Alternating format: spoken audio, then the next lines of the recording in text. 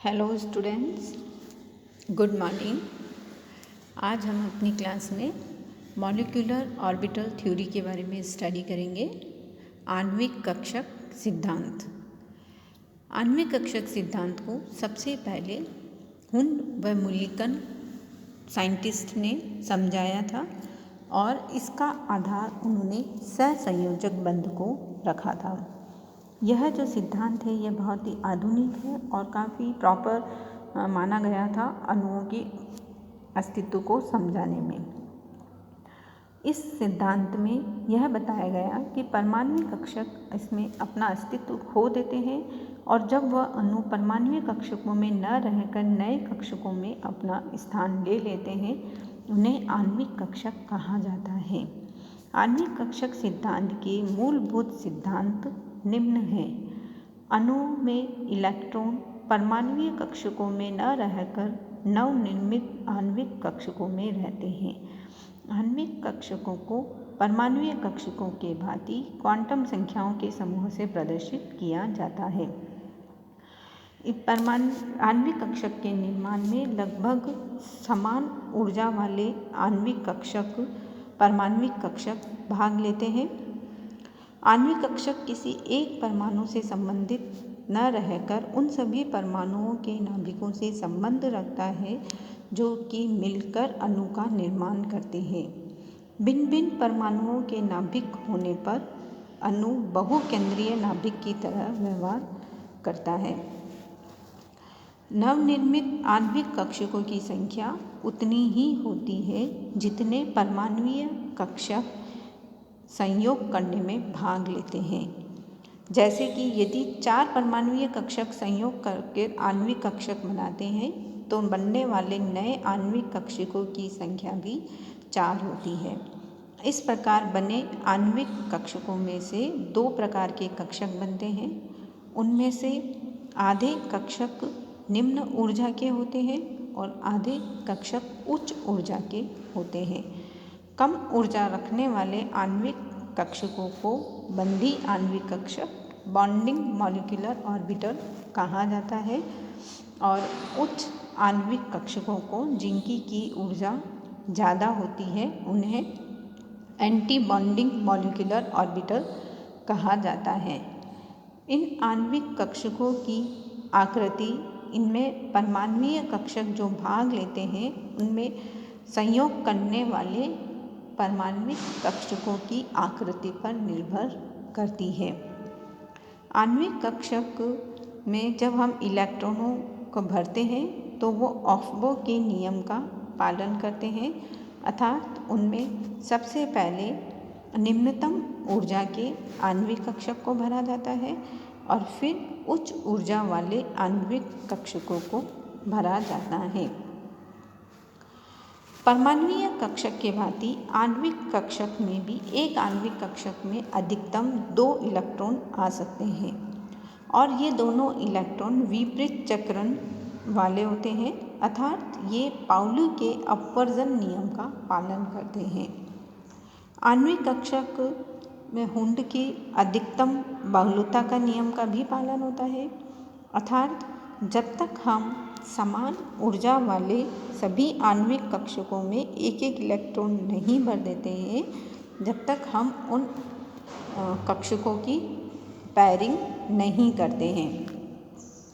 अतिव्यापन में इस प्रकार इसमें बंध बनने में अतिव्यापन में पूरित, अर्धपूरित और रिक्त सभी प्रकार के कक्षक इसमें भाग लेते हैं। अब हम ये हमारे थे अणु कक्षक सिद्धांत के कुछ मूलभूत आधार, उसकी कैरेक्टरिस्टिक्स। अब हम देखते हैं आणविक कक्षकों के निर्माण के सामान्य नियम। फर्स्ट है हमारा परमाणुीय कक्षकों के अतिव्यापन से उतनी ही संख्या के आणविक कक्षक बनते हैं जितने की परमाणुीय कक्षक उसमें भाग लेते हैं। सेकंड है अतिव्यापन में पूरित, अर्धपूरित व रिक्त कक्षक सभी प्रकार के कक्षक इसमें भाग लेते हैं। अतिव्यापन में भाग लेने वाले परमाणुीय कक्षकों के सभी इलेक्ट्रॉन इकट्ठा होकर ऑफ्बो के नियम के अनुसार आणविक कक्षकों में इलेक्ट्रॉनों को भरा जाता है। ऑफ्बो के नियम के अनुसार उसमें हुंड, पाउली के नियम आदि के नियमों की उसमें पालना होती है। जब दो परमाणुीय कक्षकों के बीच में बंध बनता है तो बंधी इलेक्ट्रॉनों की संख्या विपरीत बंधी इलेक्ट्रॉनों की संख्या से अधिक हो सकती है। बंधी इलेक्ट्रॉन की संख्या से विपरीत बंधी इलेक्ट्रॉनों की संख्या को अगर हम माइनस कर दें और उस अंतर को अगर हम 2 से डिवाइड कर देते हैं तो उससे उसके बंध क्रम का पता चलता है, उससे हम उसके बंध क्रम का निर्धारण कर सकते हैं। अतः किसी भी अणु के बीच में बंध क्रम निकालने के लिए हम क्या करते हैं, बंधी आणविक कक्षकों में इलेक्ट्रॉनों की संख्या माइनस विपरीत बंधी आणविक कक्षकों में इलेक्ट्रॉनों की संख्या अपॉन 2। अब हम कुछ अणुओं के आणविक कक्षक सिद्धांत के आधार पर उनकी संरचना का अध्ययन करते हैं। सबसे पहले हम होमोन्यूक्लियर बायमॉलिक्यूल्स लेंगे जिसमें कि दोनों एटम समान होते हैं। उसमें सबसे फर्स्ट हम एग्जाम्पल लेते हैं हाइड्रोजन अणु का, H2 अणु का। H2 अणु में 2 हाइड्रोजन परमाणु होते हैं और हाइड्रोजन परमाणु में वनस कक्षक होता है और उसमें एक इलेक्ट्रॉन प्रेजेंट होता है। H2 अणु के निर्माण में 2 हाइड्रोजन परमाणु के s कक्षक अतिव्यापन करते हैं और सिग्मा वनस बंध का निर्माण करते हैं। अतः बंध के निर्माण के बाद H2 अणु का विन्यास सिग्मा 2 वनस हो जाता है। अब हम ये देखते हैं कि इसमें आणविक कक्षक चित्र का निर्माण कैसे होता है। सबसे पहले हम दोनों तरफ 2 हाइड्रोजन एटम को शो करते हैं और उनमें एक एक इलेक्ट्रॉन को रिप्रेजेंट करते हैं। ये दोनों इलेक्ट्रॉन अतिव्यापित होकर मॉलिक्यूलर ऑर्बिटल का फॉर्मेशन करते हैं। अब इसमें देखिए 2 परमाणुीय कक्षक इसमें भाग ले रहे हैं तो बनने वाले नए आणविक कक्षकों की संख्या भी 2 होगी। अब इन 2 आणविक कक्षकों में से एक कक्षक निम्न ऊर्जा स्तर का होगा और दूसरा उच्च ऊर्जा स्तर का होगा। जो निम्न ऊर्जा स्तर का कक्षक है उसे सिग्मा वनस बॉन्डिंग ऑर्बिटल कहा जाता है और जो उच्च ऊर्जा का कक्षक होता है उसे सिग्मा एंटी बॉन्डिंग ऑर्बिटल वनस कहा जाता है।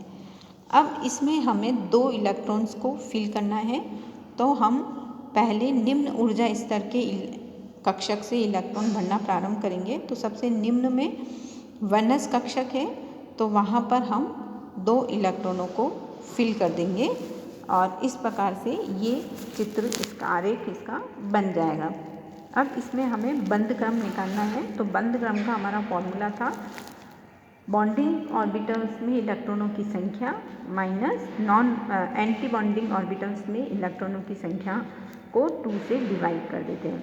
तो इसमें बॉन्डिंग ऑर्बिटल्स में इलेक्ट्रॉन हो गए 2 और एंटी बॉन्डिंग में 0 हो गए तो इसमें 2 माइनस 0 करेंगे और उसे 2 से डिवाइड करेंगे तो हमारा इसका बॉन्ड ऑर्डर आ जाएगा 1। इसका मतलब ये हुआ कि हाइड्रोजन H परमाणुओं के बीच में जब अणु का निर्माण होता है तो इसके बीच में सिंगल बॉन्ड प्रेजेंट होता है। इनमें आणविक कक्षक के निर्माण के बाद इसमें एक भी अयुग्मित इलेक्ट्रॉन नहीं होता है। अतः यह प्रतिचुंबकीय प्रवृत्ति का अणु होता है। इस प्रकार से हम हाइड्रोजन मॉलिक्यूल का निर्माण करते हैं। अब हम इसके बाद नेक्स्ट देखते हैं हीलियम अणु का। हीलियम का परमाणु क्रमांक 2 होता है और इसमें 1s2 इलेक्ट्रॉन होते हैं। इसमें हम He2 अणु का निर्माण कैसे होता है ये देखते हैं। दोनों तरफ He के पास 2-2 इलेक्ट्रॉन हैं। दोनों हीलियम के परमाणुीय कक्षक मिलकर Ha2 मॉलिक्यूल के लिए आणविक कक्षक का निर्माण करेंगे। उसमें से एक बंदी कक्षक बनेगा और एक एंटी बॉन्डिंग अब विपरीत बंदी कक्षक बनेगा। अब हीलियम के पास टोटल दोनों को मिलाकर 4 इलेक्ट्रॉन्स हैं, तो 4 इलेक्ट्रॉन्स हैं। अब उन 4 इलेक्ट्रॉन्स को हम फिल करेंगे। तो पहले निम्न ऊर्जा स्तर के कक्षक से हम इलेक्ट्रॉन फिल करेंगे, तो नीचे में 2 इलेक्ट्रॉन फिल करेंगे और रिमेनिंग 2 इलेक्ट्रॉन्स हम हायर एनर्जी वाले एंटी बॉन्डिंग ऑर्बिटल में फिल करेंगे। तो इस प्रकार से इसका ये मॉलिक्यूलर ऑर्बिटल डायग्राम बन जाता है। अब हम इसमें बॉन्ड ऑर्डर निकालेंगे। इसका बॉन्ड ऑर्डर निकालने के लिए हम इलेक्ट्रॉन 2-2/2 करेंगे, तो इसका बॉन्ड ऑर्डर 0 आता है। इसका मतलब ये हुआ कि He2 अणु के बीच में किसी भी प्रकार के बंध का निर्माण नहीं होता है, अतः इसमें Ha2 अणु का कोई भी अस्तित्व नहीं होता। इस आधार पर हम ये बता सकते हैं कि Ha2 अणु का कोई भी अस्तित्व नहीं होता है। नेक्स्ट हम लेते हैं लिथियम अणु का। लिथियम में हम Li2 अणु का निर्माण करते हैं। Li2 परमाणु में इसका इलेक्ट्रॉनिक विन्यास 1s2 2s1 होता है। इसमें 1s2 कक्षक अतिव्यापित होते हैं और 2s कक्षक अतिव्यापित होते हैं। देखिए इसका हम डायग्राम बनाते हैं। 1s2 कक्षक का आणविक आरेख हमारा जैसा हमने हीलियम का बनाया था वैसा ही बनता है, और 2s1 के लिए हम इस प्रकार से बनाते हैं। दोनों तरफ 2s1 और 2s1 परमाणविक कक्षक को प्रदर्शित करते हैं। उसके बाद इससे निर्मित आणविक कक्षक में 2 इलेक्ट्रॉन फिल करते हैं, वो बॉन्डिंग 2s कक्षक बनता है और एंटी बॉन्डिंग कक्षक इसमें वैकेंट रहता है। अब हमें इसमें बॉन्ड ऑर्डर निकालना है, तो इसमें 1s कक्षक चूँकि उसमें एंटी बॉन्डिंग और बॉन्डिंग नंबर ऑफ इलेक्ट्रॉन्स बराबर हैं, तो उन्हें हम छोड़ सकते हैं बंध क्रम के निर्धारण में। हम केवल 2s में प्रेजेंट इलेक्ट्रॉन्स के आधार पर उसके बंध क्रम का निर्धारण कर सकते हैं। तो एंड बॉन्डिंग में प्रेजेंट है 2 - 0/2, तो इसका बंध क्रम हमारे आ जाएगा 1। तो Li2 अणु का जब निर्माण होता है तो उसके बंध क्रम उनके बीच में 1 होता है। नेक्स्ट हम लेते हैं बेरिलियम अणु का। बेरिलियम Be2 में 2 बेरिलियम परमाणु भाग लेते हैं। इसका इलेक्ट्रॉनिक विन्यास 1s2 2s2 होता है। तो जब हम इसका आणविक ऊर्जा आरेख बनाएंगे तो 1s2 का पहले के तरह ही बनेगा और 2s2 का भी हमारे लिथियम के जैसा ही बनेगा, बस इसमें नंबर ऑफ इलेक्ट्रॉन्स बढ़ जाएंगे, दोनों तरफ 2-2 इलेक्ट्रॉन आ जाएंगे। और जब हम इनको आणविक कक्षकों में भरेंगे तो बंदी कक्षक और विपरीत बंदी कक्षक दोनों में 2-2 इलेक्ट्रॉन इसमें कम्प्लीटली फिल हो जाएंगे।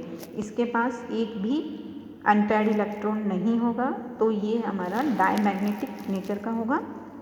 और इसका बंध क्रम हम जब निकालते हैं तो इसका बंध क्रम 0 आता है, तो उसके आधार पर हम कह सकते हैं कि Be2 मॉलिक्यूल का कोई भी अस्तित्व नहीं होता है।